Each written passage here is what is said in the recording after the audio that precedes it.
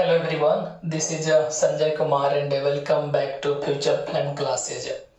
दोस्तों last class में मैंने आपको बताया था कि मेल रिप्रोडक्टिव सिस्टम के 4 प्रकार होते हैं, यानी कि 4 भाग में इसके जो ऑर्गन होते हैं सो बटे होते हैं। पहले का नाम है टेस्टिस, जिसे हम लोग कहते हैं ब्रेसन, जबकि दूसरे का नाम है सहायक नलिकाएं, इंग्लिश में कहते हैं एसेसरी डक्ट। तीसरे का नाम है सहायक ग्रंथियां, इंग्लिश में कहते हैं एसेसरी ग्लैंड्स। और चौथे का नाम है बाह्य जननांग, जिसे बोलते हैं एक्सटर्नल जेनिटेलिया। पुरुषों के अंदर उनका जो पेनिस होता है सो एक्सटर्नल जेनिटेलिया का भाग होता है। अब ध्यान दीजिएगा दोस्तों, मैंने आपको बताया था कि टेस्टिस के अंदर शुक्रजनक नलिका पाई जाती है, जिसे हम लोग कहते हैं सेमनीफेरस ट्यूब्यूल्स। दोस्तों इस सेमनीफेरस ट्यूब्यूल्स के अंदर 2 प्रकार की कोशिका पाया जाता है, जिन्हें हम लोग कहते हैं जनन कोशिका और दूसरे का नाम है सर्टोली कोशिका। जनन कोशिका के द्वारा स्पर्म का निर्माण होता है और सर्टोली कोशिका के द्वारा उसका देखरेख यानी कि सुरक्षा प्रदान किया जाता है। दोस्तों अब हम एक और बात आप लोग को बता दें कि जो शुक्रजनक नलिका होता है इसके बाहर कुछ छोटे छोटे कोशिका पाया जाता है। इन कोशिका को हम लोग लेडिंग कोशिका के नाम से जानते हैं। ध्यान दीजिएगा दोस्तों,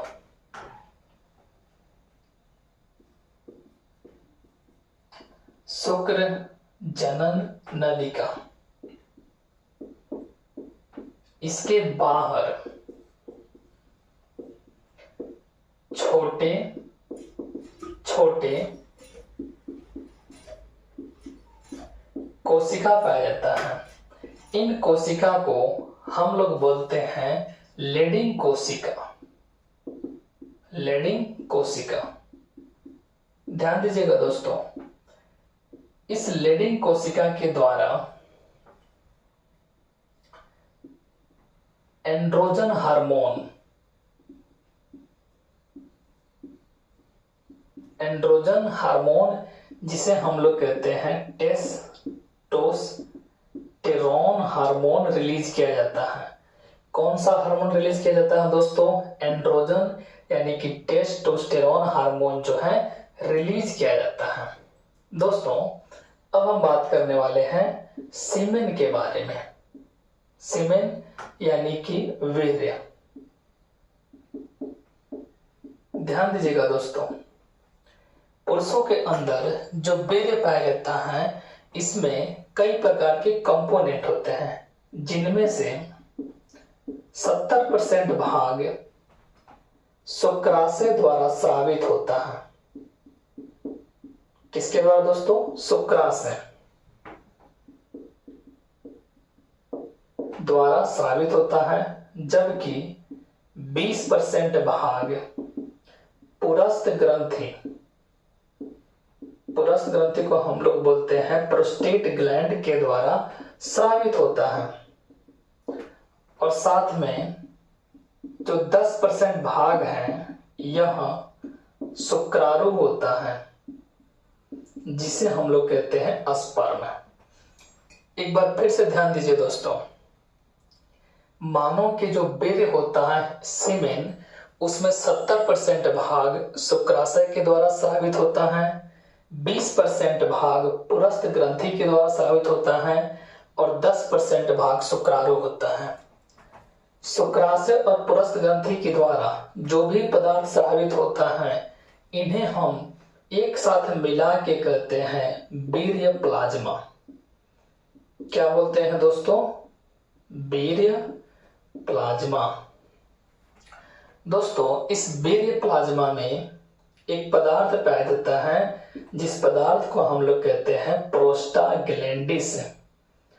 प्रोस्टाग्लैंडिस, ध्यान दीजिएगा दोस्तों, यह प्रोस्टाग्लैंडिस जब फीमेल के वजाइना में प्रवेश करता है तो उसके दीवार को संकुचित कर देता है, जिससे स्पर्म जो है फीमेल के फैलोपियन ट्यूब में यानी कि डिंब वाहिनी नलिका में प्रवेश कर जाता है। अब ध्यान दीजिएगा दोस्तों, एक और बात मैं आपको बता दूं। मैंने आपको बताया था कि सहायक ग्रंथि का एक भाग होता है जिसे हम लोग कहते हैं काउपर ग्रंथि। दोस्तों, काउपर ग्रंथि का एक और नाम है, ध्यान दीजिएगा दोस्तों, काउपर ग्रंथि। इसका एक और नाम है जिसे हम लोग कहते हैं बल्बो यूरिथ्रल ग्रंथि। बल्बो यूरिथ्रल ग्रंथि।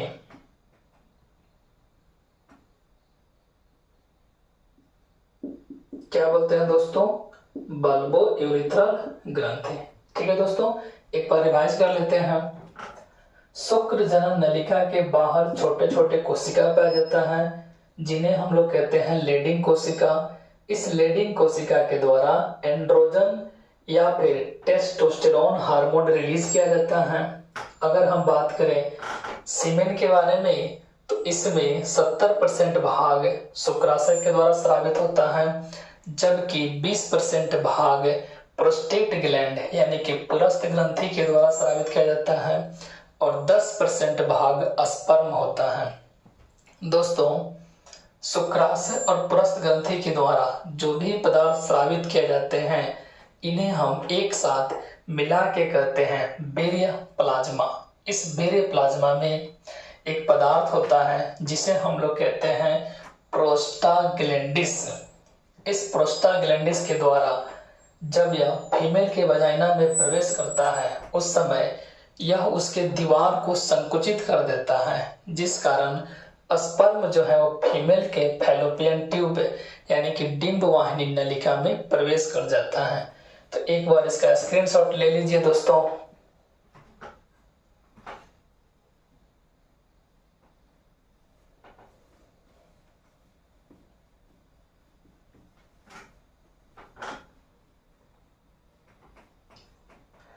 दोस्तों, टेस्टिस यानी कि वृषण के द्वारा कुछ हार्मोन को कंट्रोल किया जाता है।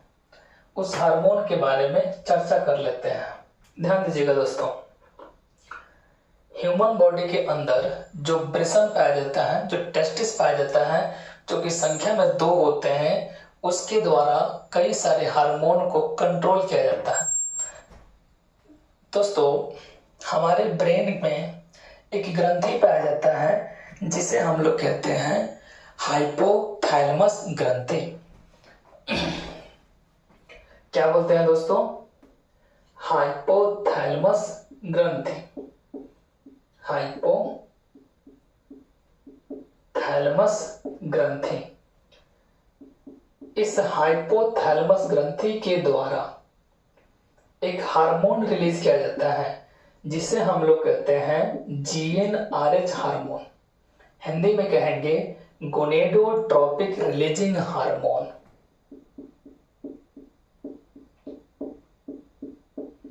क्या बोलेंगे दोस्तों? Gonadotropic releasing hormone. यह गोनेडोट्रोपिक रिलीजिंग हार्मोन अग्र पीयूष ग्रंथि के पास जाता है। अग्र पीयूष ग्रंथि, इसे हम लोग कहते हैं एंटीरियर पिट्यूटरी ग्लैंड। दोस्तों, यह अग्र पीयूष ग्रंथि 2 प्रकार के हार्मोन को रिलीज करता है।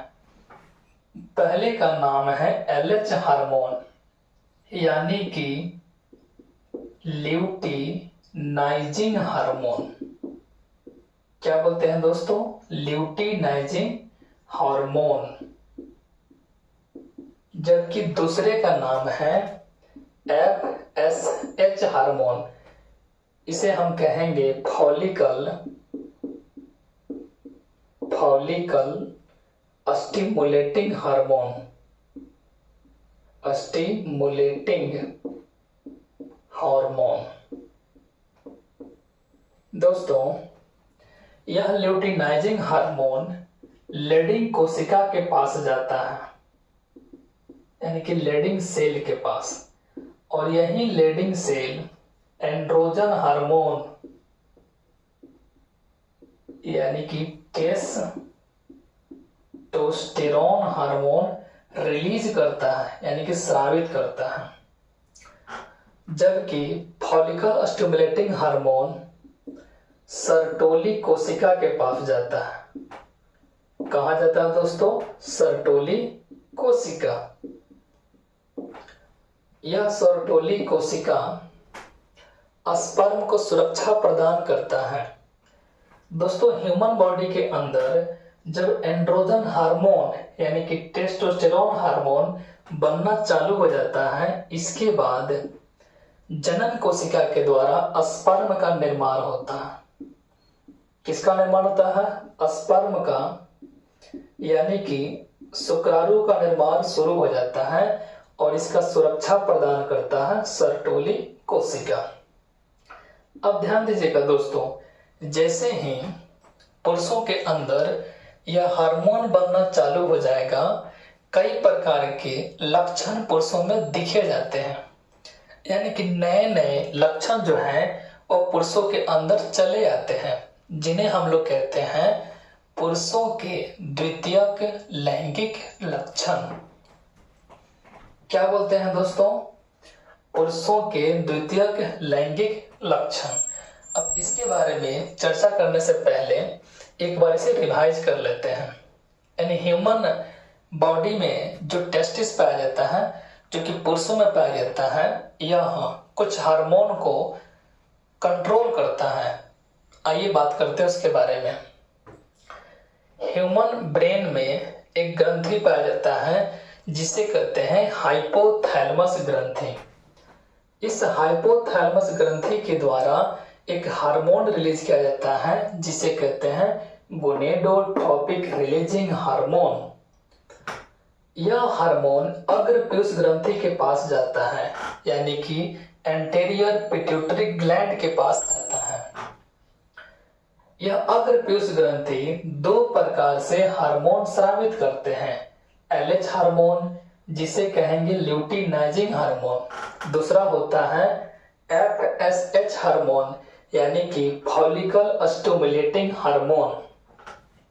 दोस्तों, यह एलएच हार्मोन लेडिंग कोशिका के पास जाएगा और यह लेडिंग कोशिका एंड्रोजन यानी कि टेस्टोस्टेरोन हार्मोन रिलीज करेगा, और जब यह हार्मोन रिलीज होना स्टार्ट हो जाएगा तो बॉडी में स्पर्म बनना चालू हो जाएगा। जबकि फॉलिकल स्टिमुलेटिंग हार्मोन सर्टोली कोशिका के पास जाता है और यह सर्टोली कोशिका स्पर्म की सुरक्षा प्रदान करता है, और एंड्रोजन हार्मोन बनना चालू हो जाएगा तो पुरुषों के अंदर द्वितीयक लैंगिक अंगों का विकास होना शुरू हो जाता है। ठीक है दोस्तों, तो एक बार इसका स्क्रीनशॉट ले लीजिए।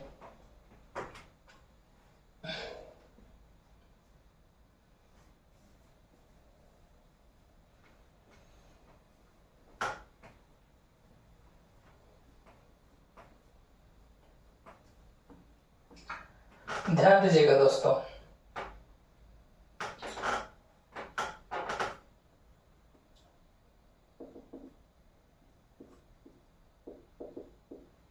पुरुषों में द्वितीयक लैंगिक अंगों का विकास, या सिंपली कह सकते हैं लैंगिक लक्षण, इसे हम लोग इंग्लिश में कहते हैं सेकेंडरी सेक्सुअल कैरेक्टरिस्टिक्स। क्या बोलते हैं दोस्तों? Secondary sexual characteristics. देखिए, बहुत सारे लक्षण जो है वो पुरुषों के अंदर चले आते हैं। कब चले आते हैं तो ध्यान दीजिएगा, जब पुरुषों में एंड्रोजन हार्मोन, एंड्रोजन यानी कि अभी बात किए हैं टेस्टोस्टेरोन हार्मोन बनना जो है चालू हो जाता है।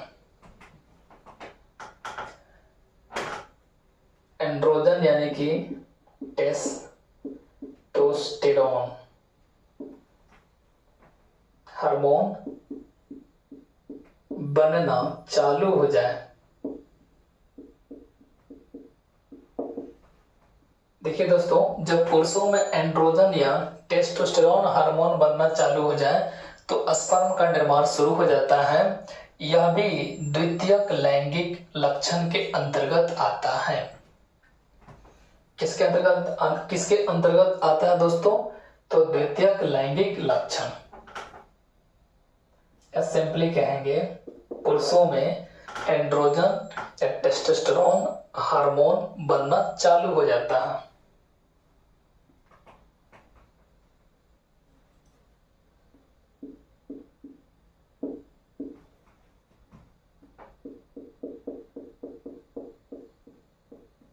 इसके अलावा दोस्तों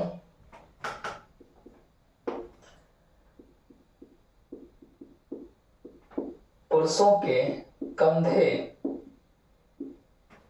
चौड़े हो जाते हैं। दोस्तों पुरुषों के कंधे क्या हो जाते हैं? चौड़े हो जाते हैं। कब चौड़े होते हैं? तो जब उनके अंदर द्वितीयक लक्षण दिखाई देने लगे, यानी कि उनमें जब यौवन अवस्था प्रवेश कर जाता है उस वक्त यह सारे परिवर्तन होते हैं। इसके अलावा दोस्तों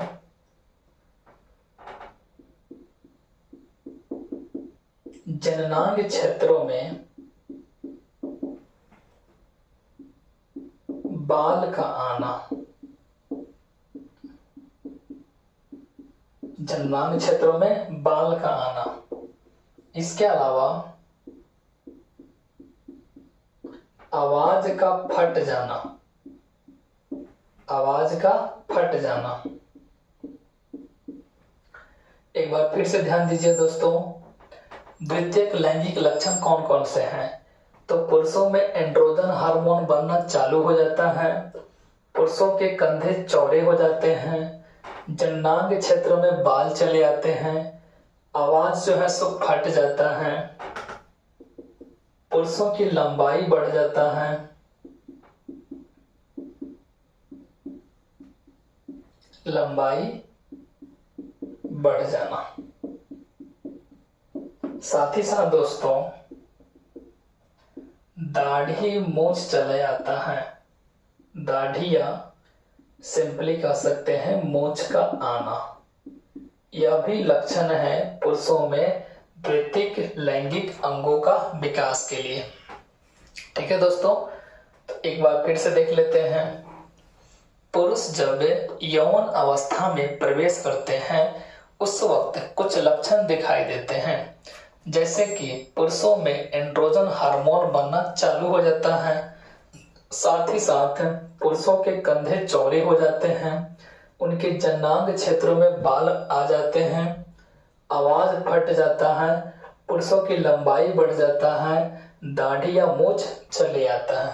ठीक है दोस्तों, तो आज की वीडियो में इतना ही। मिलते हैं नेक्स्ट वीडियो में। आप लोगों ने अपना बेशकीमती समय निकालकर मुझे सुना, इसके लिए धन्यवाद। God bless you all.